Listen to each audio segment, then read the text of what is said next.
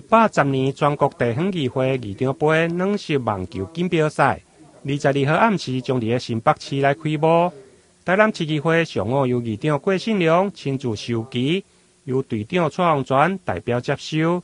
议长勉励大家保持过去的好成绩，希望今年再次拿下总冠军，向17连霸来迈进。台市议会17连霸，加油！前年我们的连续的冠军，包括去年在我们本次台南市议会所举办的，他们都创下了很好的佳绩。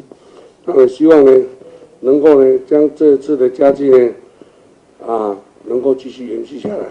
我们到目前为止已经连续拿到16届的总冠军哦，总共拿到了16次的总冠军。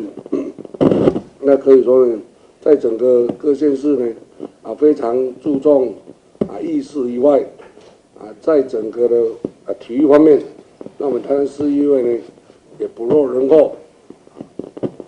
希望呢这次的由新北市主办的软球锦标赛呢能够在晚上的选手之夜呢揭开序幕，期待我们呢能够拿最好的成绩来呈现给所有台南市的市民。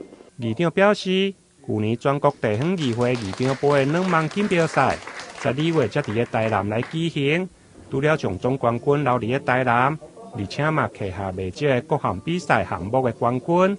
距离今年的比赛大约3个月，希望所有球员认真超越，拍出更好的成绩。台南新闻引根采访报道。